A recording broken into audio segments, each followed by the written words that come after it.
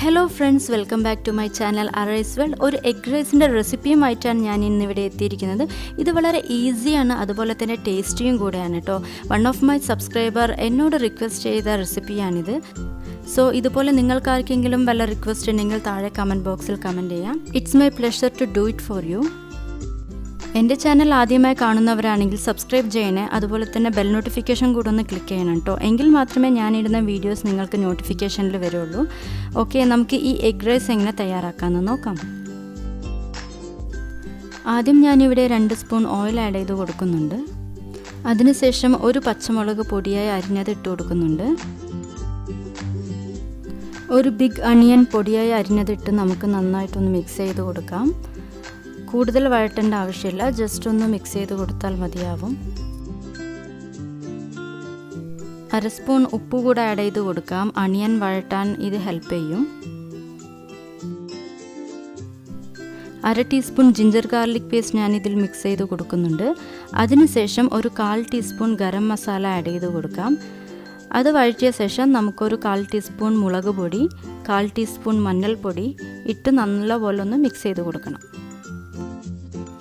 ഇനി ഇതിലോട്ട് ഒരു പഴുത്ത തക്കാളി കട്ട് ചെയ്തത് ആഡ് ചെയ്ത് കൊടുക്കാം. എന്നിട്ട് നല്ലപോലെ മിക്സ് ചെയ്ത് കൊടുക്കാം. തക്കാളി പെട്ടെന്ന് വഴറ്റിയെടുക്കാൻ വേണ്ടി നമുക്കിതൊന്ന് 1 മിനിറ്റ് അടച്ച് വെക്കാം. ഇപ്പോൾ തക്കാളി നന്നായി വഴണ്ട് കഴിഞ്ഞിട്ടുണ്ട്. എന്നിട്ട് നന്നായി ഒന്ന് മിക്സ് ചെയ്ത് കൊടുക്കാം. അതിനുശേഷം കുറച്ച് കാപ്സിക്കം ചോപ്പ് ചെയ്തത് ആഡ് ചെയ്ത് കൊടുക്കാം.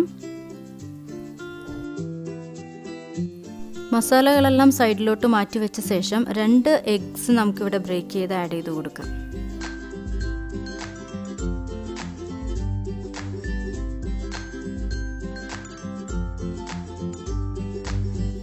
പിന്നെ ഒരു കാര്യം, എഗ്സ് ഒറ്റയടിക്ക് മിക്സ് ചെയ്ത് കൊടുക്കാൻ പാടില്ല. ഇതുപോലെ സ്ലോലി മസാലയിലോട്ട് നമുക്ക് മിക്സ് ചെയ്ത് കൊടുക്കാം.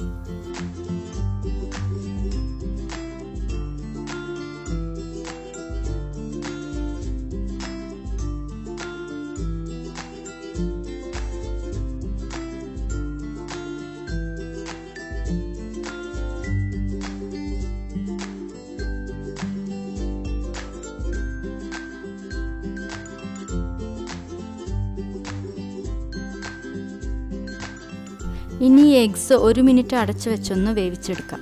ഇപ്പോൾ എഗ്സ് എല്ലാം നന്നായി വെന്ത് കഴിഞ്ഞിട്ടുണ്ട്. ഇനി ഇതിലോട്ട് നമുക്ക് വേവിച്ച് വെച്ച റൈസ് ആഡ് ചെയ്ത് കൊടുക്കാം.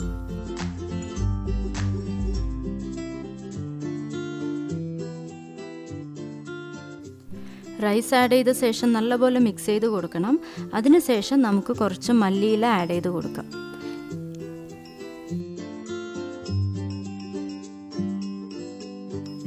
അപ്പോൾ ഇത്രയൊക്കെയുള്ളൂ. ഈ എഗ് റൈസ് ഇവിടെ തയ്യാറായി കഴിഞ്ഞിരിക്കുകയാണ്. ഇത് വളരെ ഈസി ആൻഡ് ടേസ്റ്റി ആയിട്ടുള്ള ഒരു റെസിപ്പി കൂടിയാണ്. ബാച്ചിലേഴ്സിനൊക്കെ വളരെ എളുപ്പത്തിൽ ഉണ്ടാക്കാൻ പറ്റിയ ഒരു റെസിപ്പിയാണ്. അതുപോലെ തന്നെ സ്കൂളിലേക്ക് ലഞ്ചിന് കൊടുത്തു വിടാൻ പറ്റിയ നല്ലൊരു quick and easy and tasty ആയിട്ടുള്ള ഒരു റെസിപ്പി കൂടിയാണ്. സോ ഈ എഗ് റൈസ് എല്ലാവരും ട്രൈ ചെയ്ത് നോക്കണേ, എന്നിട്ട് എന്നോട് കമൻറ്റ് ചെയ്യണേ. ഇനി ഇതുപോലുള്ള നല്ല വീഡിയോ ആയിട്ട് കാണുന്നത് വരെ bye, take care, have a nice day.